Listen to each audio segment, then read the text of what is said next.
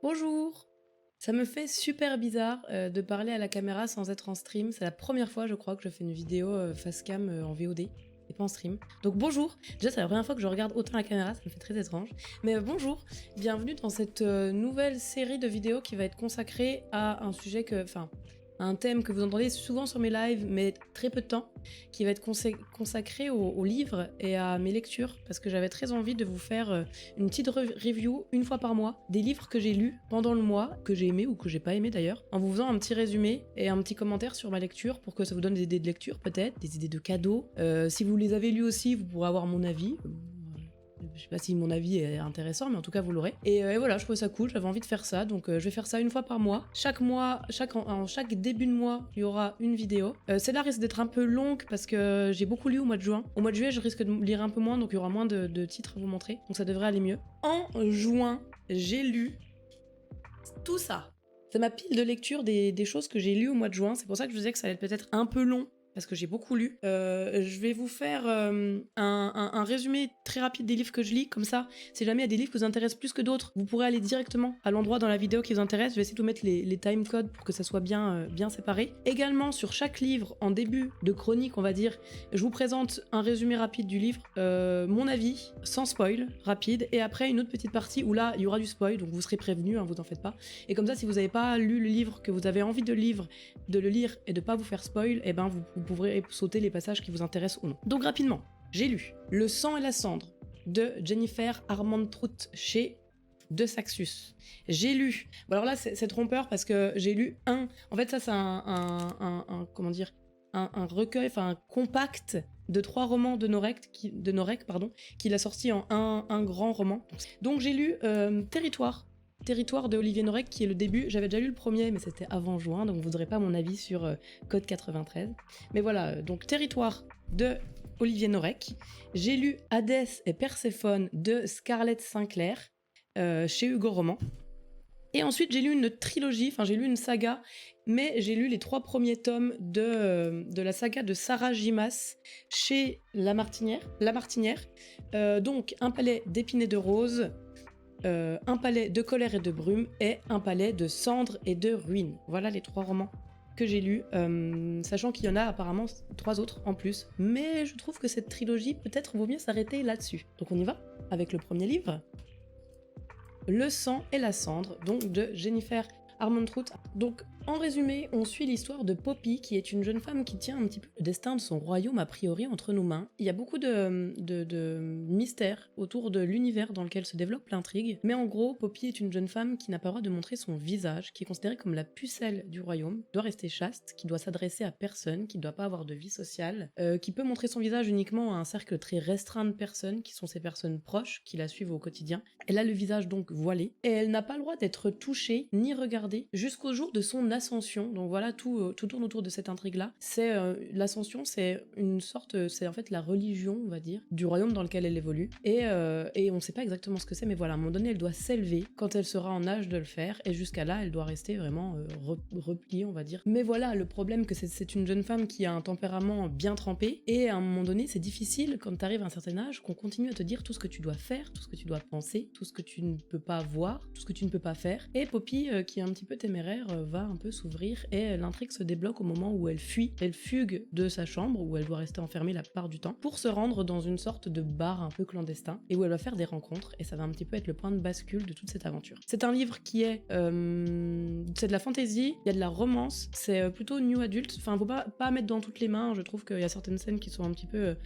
peu peut-être choquantes, osées, donc c'est pas un livre qu'il faut recommander à votre nièce de 13 ans par exemple, hein. Et c'est du high fantasy, donc un univers qui est très bien. Alors moi, ce qui m'a beaucoup plu, pour un petit résumé d'abord sans spoil, déjà j'ai fait une boulimie de lecture, on va dire, c'est-à-dire que j'ai lu ce livre qui fait quasiment 700 pages, qui est quand même un sacré pavé, en quasiment une nuit, parce que vraiment la plume, moi c'est le premier livre que je lis de cette autrice-là, et je n'ai pas réussi à m'arrêter. Elle m'a tenue en haleine à chacun des chapitres. Les chapitres sont assez longs, mais ça ne s'arrête jamais, c'est-à-dire qu'il y a vraiment un rythme dans le bouquin que je trouve très très bon. Parfois dans les livres qui sont un peu longs comme ça, 700 pages, parfois vous savez, il y a le début qui part bien après un grand moment de flottement et la fin où voilà, t'as l'impression d'être un peu lésé parce que tout se retrouve compacté à la fin. Et là, c'est vraiment pas le cas, c'est bien équilibré, c'est un bon rythme. C'est ce qui m'a vraiment plu et c'est ce qui a fait que je l'ai lu en une fois. Et c'est ce qui m'a aussi donné envie de faire des vidéos où je présente un peu plus mes lectures. Donc si je suis là, c'est grâce ou à cause, on sait pas, de ce livre-là qui m'a vraiment plu. Donc attendez-vous un avis forcément plutôt positif, c'est un coup de cœur, c'est un 5 sur 5, hein, c'est pas une surprise. D'ailleurs, je fais des posts sur Instagram pour mes chroniques aussi, si jamais, où je résume ce que je vais vous dire là. Donc moi, de manière générale, c'est vrai que j'aime pas trop les romances. Je trouve que souvent ça apporte de la lourdeur, que ce soit dans les films, les séries, dans les livres aussi, dans la littérature. Je trouve que ça apporte un peu de la lourdeur, et là c'est vraiment pas le cas. C'est une romance Enemy to Lovers, et je trouve qu'elle est équilibrée, parce que je suis tombée un petit peu sous le charme du personnage de Poppy et de Hawk, qui est un protagoniste qui arrive très tôt dans l'histoire aussi. Même si bon, il y a certains aspects de leur personnalité d'un et de l'autre qui m'ont un peu déçu. Poppy peut parfois être un petit peu crédule, râleuse, Hawk un peu trop vulgaire, un peu trop sûr de lui. Du coup, bon, il crée une sorte d'équilibre dans leur relation grâce à ça. Mais parfois, c'est vrai que c'est un peu énervant.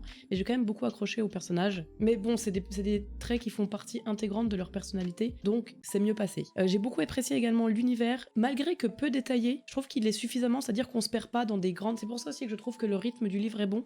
On se perd pas dans des grandes tirades où il y a des grandes explications sur le mode de vie. Ça reste assez mystérieux. Le mode de vie des habitants, qu'est-ce que c'est que cette élévation, pourquoi cette religion.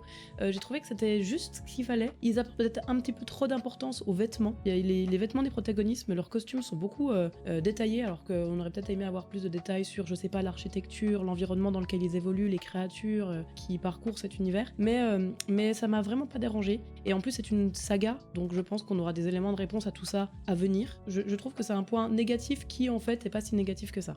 En ce qui concerne les personnages, donc comme je vous le disais, il y a beaucoup de protagonistes dans cette aventure. On a Poppy, j'ai bien aimé son personnage. On a sa servante qui s'appelle Tawny, que j'ai trouvé adorable. Je trouve que souvent la meilleure amie, vous savez, c'est un peu la meilleure amie exubérante, voilà, c'est un peu le cas. Mais je l'ai trouvée très marrante, avec un franc-parler, elle ramenait une touche de légèreté et elle fait souvent sourire. Enfin, moi, elle m'a fait souvent sourire pendant ma lecture et j'ai beaucoup apprécié. Donc Tawny, j'ai beaucoup aimé aussi. Victor, qui est le garde du corps. Tout ceci, c'est pas des informations qui vous spoilent, hein, c'est vraiment des choses que vous avez dans votre première heure de lecture à peine. Victor, qui est son garde du corps, pareil, j'aime beaucoup, qui a un peu le rôle du papa, de la sagesse. Je l'ai trouvé hyper attachant. Les ducs, chaque personnage, en fait, chaque personnage secondaire n'est pas si secondaire que ça. Ils ont tous un rôle très précis dans l'histoire et un rôle pour faire avancer l'intrigue générale, pour faire avancer surtout Poppy dans son évolution et dans le développement de sa personnalité, de la prise de ses décisions, de son élévation au sein de la société, dans son rôle. Et j'ai trouvé ça très cool. Il n'y a pas beaucoup de personnages secondaires, donc on s'y perd pas à retenir plein de noms, qu'est-ce qu'ils font, quelles sont leurs fonctions. Ils ont vraiment chacun leur identité, ils sont parfaitement développés, je trouve, suffisamment pour qu'on s'y intéresse, et j'ai beaucoup aimé. En revanche, un petit point négatif, les plot twists, très évidents. Moi, je trouve que s'il y a un défaut dans cette saga, c'est qu'il y a beaucoup d'indices qui sont disséminés un petit peu partout dans le livre, qui sont beaucoup trop évidents et qui rendent l'intrigue... En fait, on s'y attend. T'as l'impression de suivre une ligne, de savoir exactement tout ce qui va se passer. Il y a une grosse révélation qui se passe vers la fin du livre. Je l'avais senti venir très tôt, parce que c'est vraiment beaucoup de petits détails qui sont pas cachés, quoi, qui te mettent la puce à l'oreille, au lecteur, et je trouve que c'est un peu dommage. Ça enlève un petit peu de charme et de rebondissement, mais le fait que le roman soit très équilibré avec un rythme très bon, finalement ça enlève un peu ce côté-là. On est quand même tenu en haleine et on a l'impression un petit peu de marcher main dans la main avec l'auteur. On sait où elle nous mène, mais on sait pas exactement quel chemin on va prendre pour y aller, et c'est assez satisfaisant. Donc voilà, j'attends le tome 2 avec beaucoup d'impatience. Il sort le 18 juillet 2022 chez De Saxus. Donc si vous voulez le précommander, c'est maintenant, surtout en version reliée, parce qu'il durera pas longtemps. En général, les versions reliées sont en très faible quantité, et en plus de ça, avec la crise, les pénuries de papier, ça sera certainement encore plus le cas. Donc très bon roman, Le Sang et la Cendre, 5 étoiles pour moi. Et maintenant, je vais faire une toute petite parenthèse pour ceux qui ont lu le livre. Donc là, ceux qui n'ont pas lu, spoiler alert. Je vais essayer de mettre un truc quelque part, spoiler alert. Je voulais rentrer plus en détail justement sur les plot twists que je trouvais évidents. Par exemple, la les événements autour de Victor, qui est du coup le garde du corps de Poppy. J'ai trouvé que c'était évident qu'à un moment donné, il allait devoir nous quitter parce qu'il il avait un rôle trop important dans la proximité qu'il avait avec Poppy. Et donc, je m'y attendais vraiment à ce qu'il soit mis de côté, hein, comme il l'a été dans le livre. Donc ça, c'est le premier plot twist où j'ai trouvé ça assez évident. Ensuite, ce que j'ai trouvé un petit peu dommage, c'est qu'on n'a pas trop de nouvelles de Tawny à partir du moment où elle quitte la capitale, où elle quitte la ville. Bon, c'était un petit peu... je m'y attendais, mais j'aurais bien aimé la retrouver un petit peu plus tard sur l'aventure. J'espère qu'on va la retrouver dans le tome 2, parce que j'ai beaucoup aimé le personnage. Le plot twist principal de la saga, qui est l'identité de Hawke, je trouvais que c'était évident. Tous les détails dans le livre, où on entendait comment ça se fait qu'il peut me suivre à la trace, comment ça se fait qu'il voit dans le noir, comment ça se fait qu'il est si rapide. J'ai trouvé que c'était trop, c'est dommage, parce qu'on a vraiment plein d'indices qui sont mis de façon hyper obvious partout, et du coup quand on apprend sa vraie identité et qui il est, on se dit bah oui, évidemment. C'est même étonnant que Poppy n'y ait pas pensé avant. D'ailleurs justement, j'ai trouvé, moi, ça m'a un peu déçu la fin du livre, parce que le moment où Poppy apprend l'identité de Hawke, d'ailleurs Hawke, regardez, j'ai trouvé un magnifique fan art de lui. Est-ce que c'est pas exactement comme ça que vous l'imaginiez? J'ai trouvé qu'il était excellent ce fan art. Je vous mettrai l'identité de la créatrice en barre d'infos. Mais bref, oui, j'ai trouvé que quand Poppy apprend sa vraie identité, c'est... Les deux personnages, j'aime pas trop l'évolution qu'ils ont de leur personnalité. Hawke, je le trouve vraiment tout d'un coup un peu trop vulgaire, trop sûr de lui. Je trouve ça trop étrange. Ils mettent des scènes de sexe partout, sans raison. Je suis en mode, mais ça suffit, arrêtez. Ça n'a même pas de lien, d'intérêt. Le moment où Poppy boit le sang de Hawke, là où elle vrille et qu'elle arrive à s'enfuir, et après je suis en mode mais qu'est-ce qui se passe? Pourquoi? Pareil, Hawke, je trouve Poppy, au moment où elle apprend son identité, elle fait des choix qui sont pas réfléchis. D'ailleurs, je suis sûre que dans le tome 2, ça va être parce que le livre se termine sur on va dans le royaume de Hawke, on se marie. Voilà, la fin c'est ça. C'est sûr, je le sens venir. Ça va être Poppy qui va vouloir essayer de s'enfuir, de fomenter contre, qui va se dire ouais, je vais pouvoir les détruire de l'intérieur peut-être, etc. Mais qui en fait, parce que bon, il faut quand même savoir que Hawke, il a tué son père adoptif, il a tué plein de gens, son garde du corps personnel, il l'a tué aussi. Enfin, en tout cas, il est responsable des assassinats sur eux. Tu peux pas pardonner un homme qui t'a menti déjà pour t'attirer dans ses griffes, et en plus de ça, qui a tué ton père. Et pourtant, je suis sûre qu'elle va le pardonner. Il va y avoir les 200 premières pages du tome où ça va être oui, je veux m'enfuir, je le déteste, je le hais. Puis bien sûr, la romance va revenir et elle va se amouracher de son beau Hawke. Mais je pense que ça va être comme ça. Après, j'en sais rien. J'ai pas lu la VO. Je découvrirai ça le 18 comme vous. Mais voilà, je trouve que quand les identités, les masques tombent, je trouve ça un peu dommage. J'aime pas trop les réactions de Poppy. J'aime pas trop les réactions de Hawke qui prend vraiment sa stature. Le melon quoi, et je sais pas, j'ai pas trop aimé cette partie, donc on verra ce que donne la suite, mais j'ai un peu peur. Voilà, en tout cas, n'hésitez pas si vous avez lu le livre à me donner également votre avis, et on va passer à la deuxième lecture. Donc, deuxième lecture, Olivier Norek. Olivier Norek, qui est un ancien capitaine de la police judiciaire à Paris, qui a fait 15 ans, je crois, dans le service de la police judiciaire. Si vous aimez les trailers, si vous aimez les livres où il y a une vraie...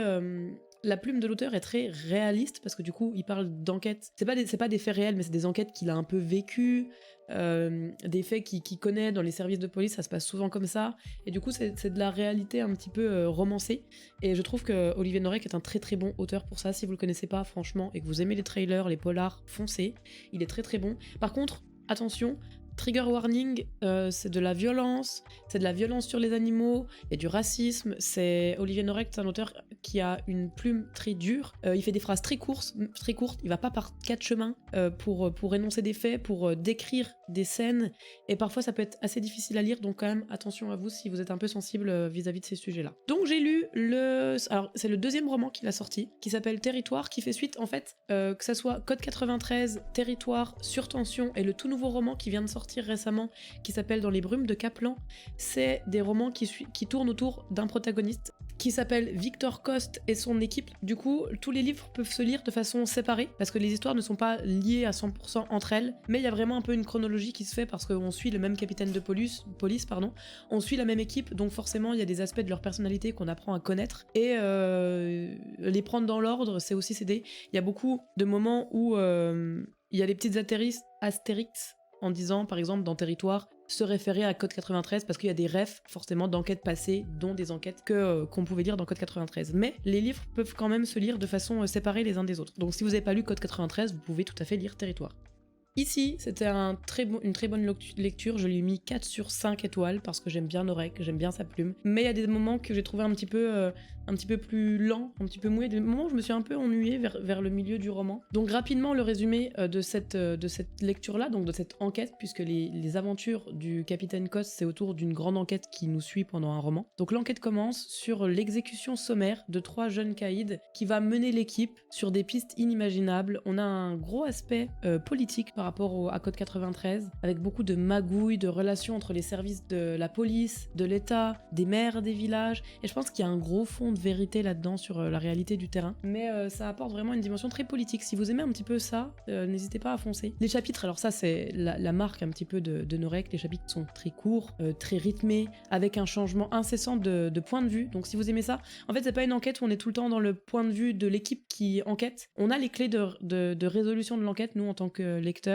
On sait comment se sont passés, qui a tué qui, pourquoi, et après on voit comment les enquêteurs font pour remettre les morceaux, les pièces bout à bout face à cet énorme puzzle. Et c'est pour ça qu'il y a un changement de point de vue qui rend le livre très dynamique et qui nous fait comprendre tout ce qu'il faut qu'on ait à comprendre, mais qui laisse quand même parfois une petite part d'ombre qui peut nous amener à avoir des surprises. Donc les personnages qui composent l'équipe ont tous une personnalité très différente. L'équipe du Capitaine Coste se compose de 4 personnes, et c'est ça que je trouve bien, et c'est aussi pour ça que je vous invite à les lire dans l'ordre, parce qu'il y a toujours des petites fenêtres qui s'ouvrent sur leur vie privée, ça dure pas très longtemps, c'est pas du détail, mais on a quand même des petites fenêtres qui s'ouvrent sur leur personnalité, sur leur vie privée, qui nous permettent de mieux comprendre les personnages, de s'y attacher très fort, et ça les rend très attachants, très humains, parce qu'ils font un métier qui est très difficile à vivre. Donc j'aime beaucoup ces petites touches un petit peu de douceur et de légèreté qui sont apportées dans un milieu qui est très dur. Donc voilà, pour finir, je ferai pas de partie spoil parce que c'est une enquête, donc j'ai pas de détails particuliers sur mon avis par rapport à l'enquête, mais j'ai beaucoup aimé ces lectures. Honnêtement, j'aime toutes les lectures quand il y a écrit Norek sur la couverture, je vais pas vous mentir, tous les romans que j'ai lus de Norek ils me plaisent beaucoup. Mon roman préféré de Norek, c'est Impact, que je trouve incroyable, et qui du coup n'est pas du tout dans la lignée du Capitaine Coste, donc si vous voulez le lire, il est vraiment très très bon, et très d'actualité en plus. Très bonne lecture, Norek, si vous aimez ça, si vous avez des personnes à votre entourage qui aiment les polars, vous pouvez leur offrir n'importe lequel de ces livres. Ensuite, nous sommes sur ma 3e lecture du mois qui était Hadès et Perséphone de Scarlett Sinclair, premier livre que je lis d'elle. Je l'ai vu en magasin, j'ai trouvé que la couverture était vraiment très jolie.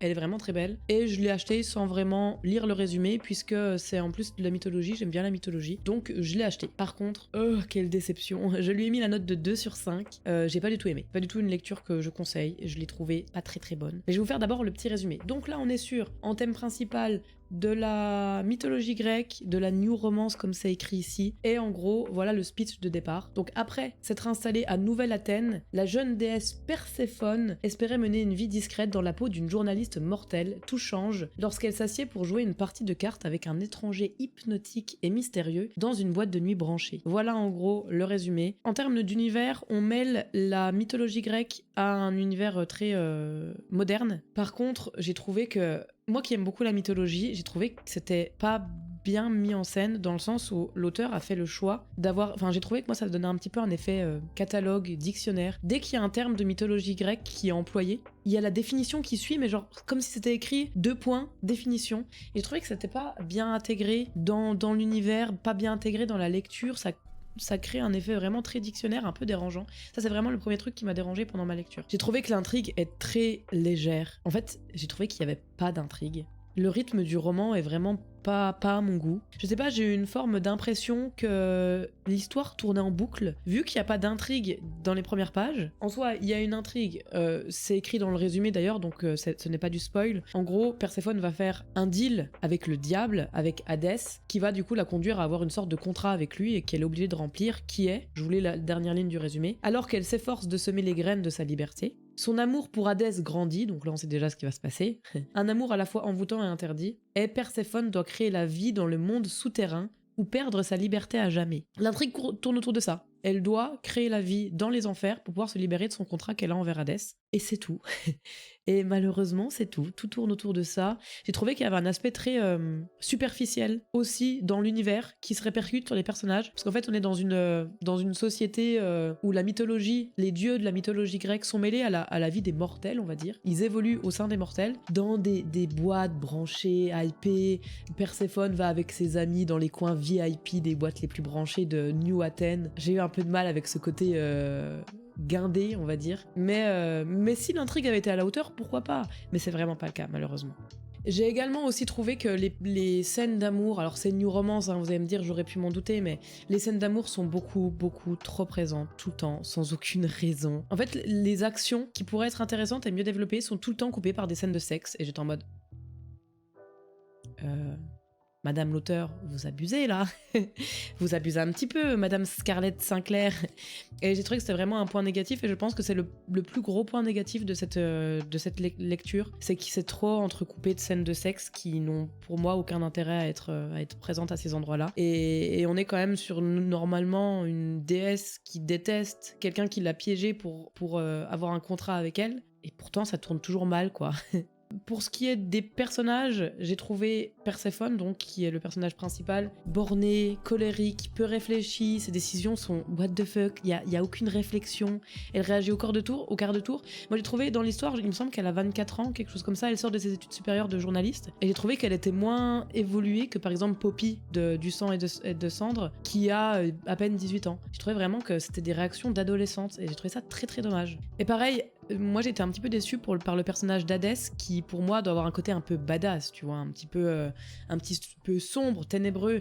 Là il est tout doux, quoi, c'est le dieu des enfers et il est tout doux, tout mielleux, et j'ai trouvé que c'était vraiment dommage. Après moi je trouve personnellement ça dommage parce que Hadès je l'imagine pas comme ça. Je peux comprendre le choix de l'auteur, mais moi ça m'a pas trop plu ce côté-là. Ça pourra peut-être vous plaire à vous si vous l'avez lu. Également quelque chose qui peut vous déranger, c'est qu'il n'y a pas de changement de POV, il n'y a pas de changement de point de vue, on reste dans le point de vue de Perséphone tout le temps. Et c'est un peu dommage, puisque j'aurais bien aimé avoir un avis un petit peu plus développé, en tout cas un point de vue un peu plus développé du côté de Hadès. C'est un petit peu dommage. Une relation qui manque de subtilité, évidemment.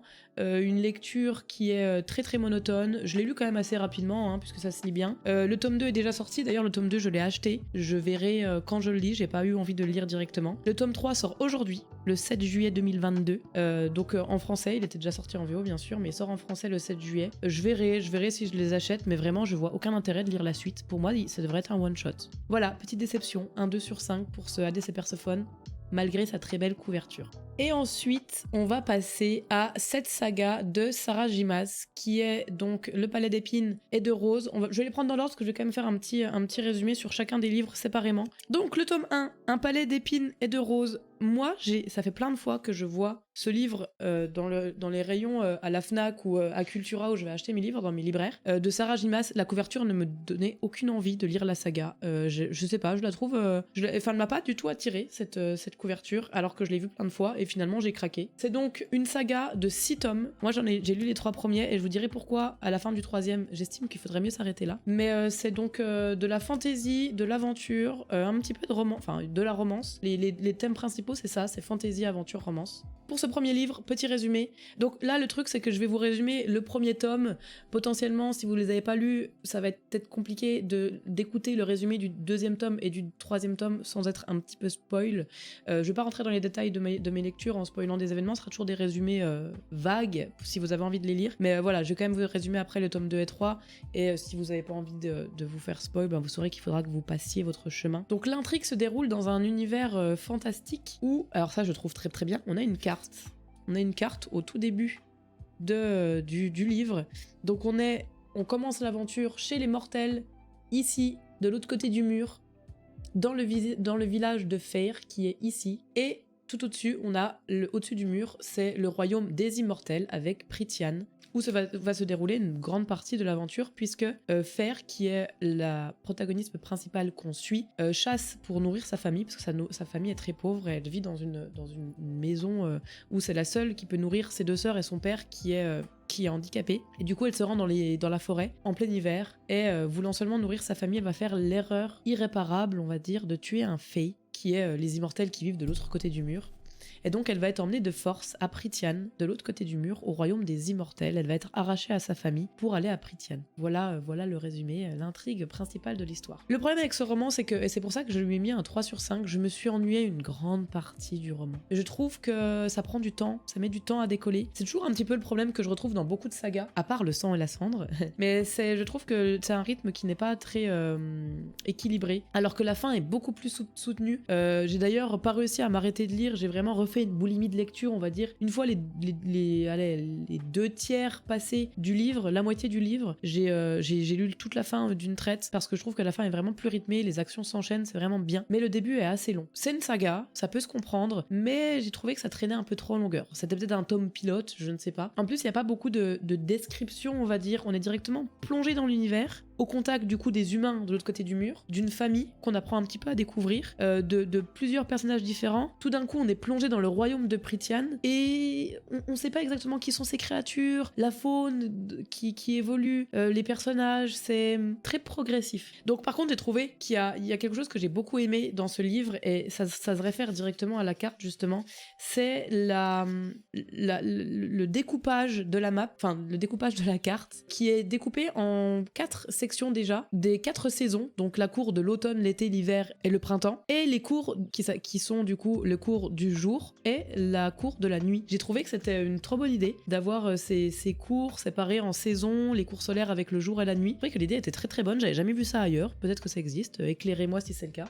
On peut aussi un petit peu amener, en ce qui concerne les personnages, un petit peu un aspect conte revisité dans cette saga-là, puisque ça peut un peu se rapprocher à La Belle et la Bête. On a donc Fer qui est amené à Prythian avec une créature qui pourrait faire penser à la Bête. Et j'ai bien aimé les personnages. Je trouve que, par exemple, pour ce qui est de Fer, je trouve que c'est un personnage qui est bien développé. C'est une héroïne avec un tempérament qui est bien trempé, équilibré, avec un passé difficile, sombre, qui fait que ça lui a forgé un caractère qui lui est vraiment propre et une force d'esprit qui m'a beaucoup plu.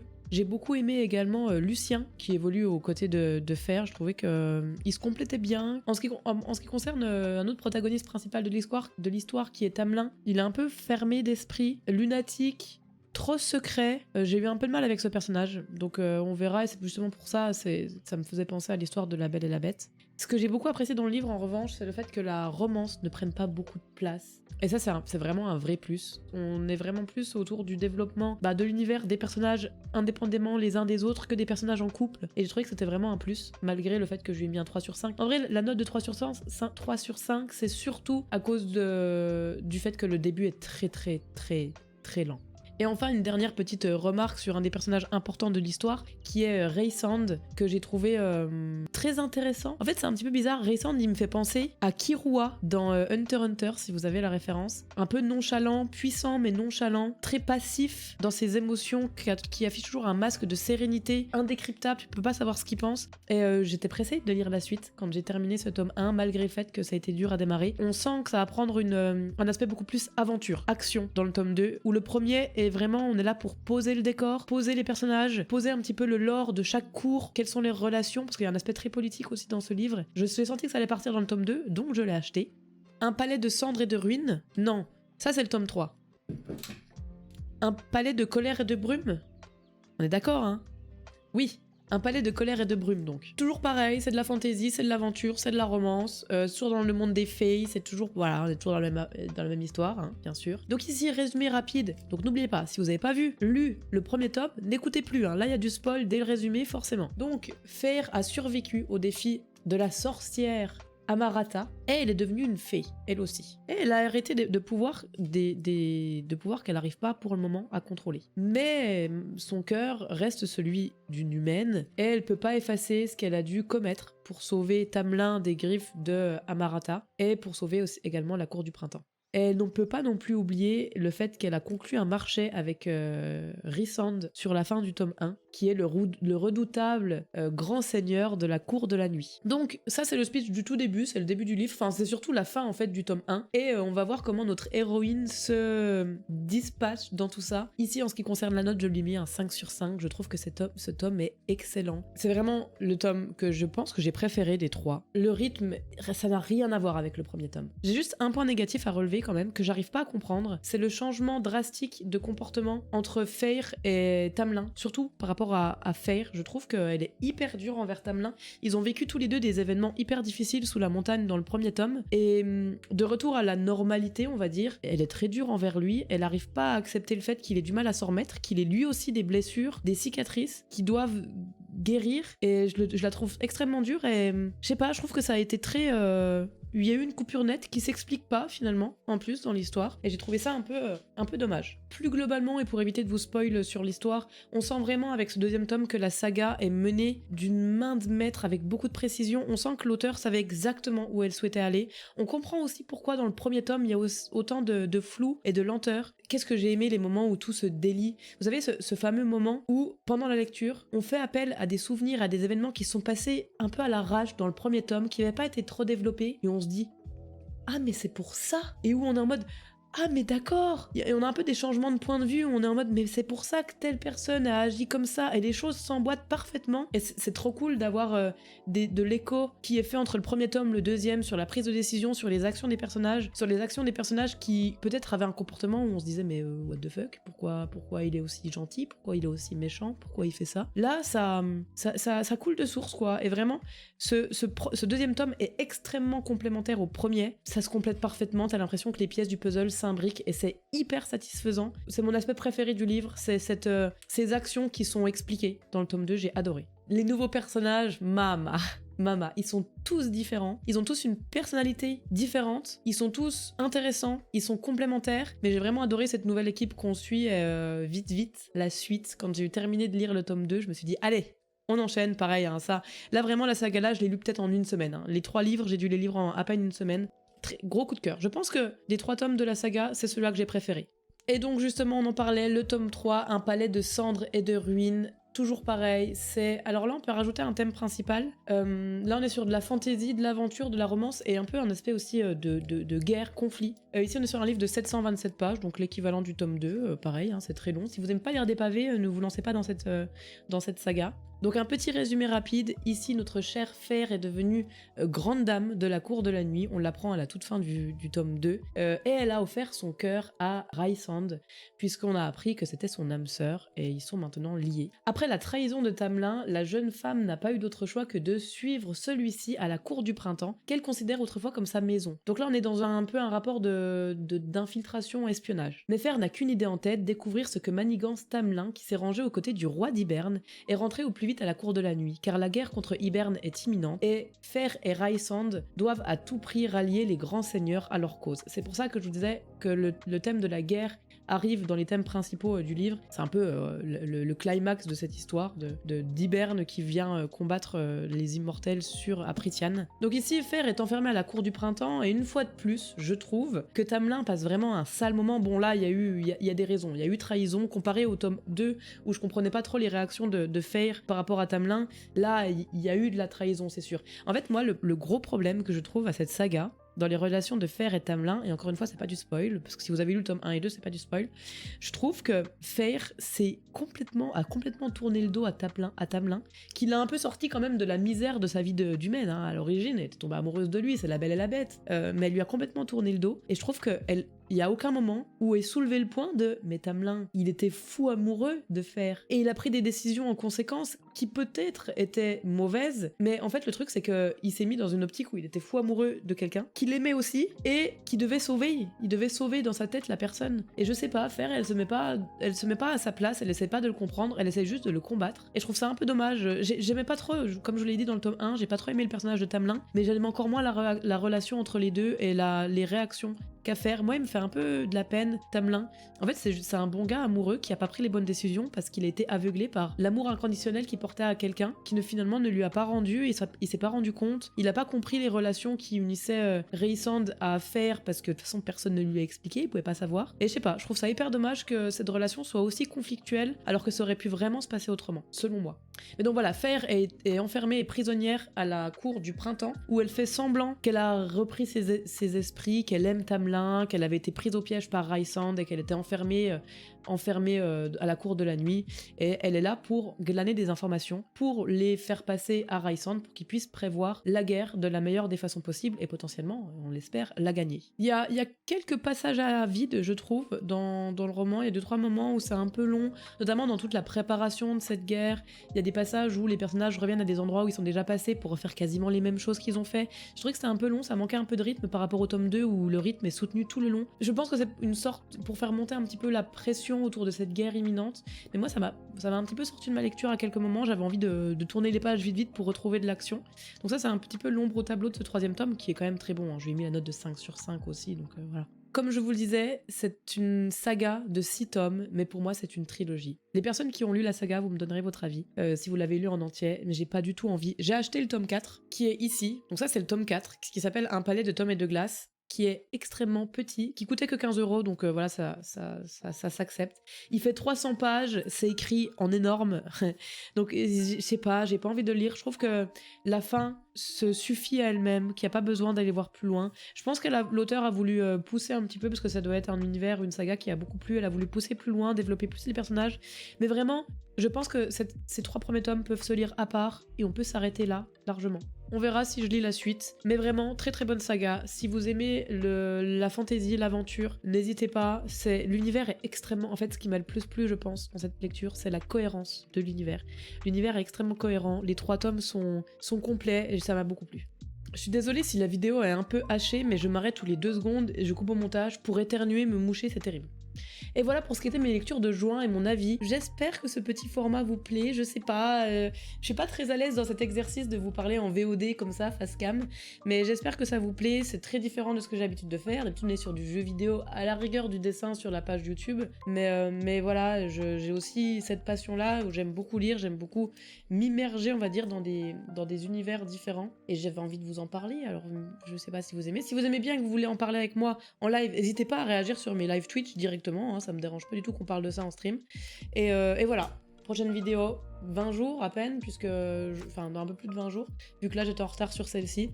J'espère que je vais la monter vite et qu'elle sortira. Je vous dis, je la tourne le 7 juillet, j'espère qu'elle sortira vite. Il faut que je fasse le montage, mais voilà. N'hésitez pas à me conseiller ce que je fais pas bien, ce que je fais bien sur cette petite vidéo. Je pense que je parle un peu trop, c'est peut-être un peu rompi. Des bisous, passez une très bonne journée, soirée en fonction de quelle heure de la journée il est quand vous regardez cette vidéo. Et merci d'avoir regardé jusqu'à là, parce que je pense que vous êtes très très rares ceux qui l'ont fait. Bye bye!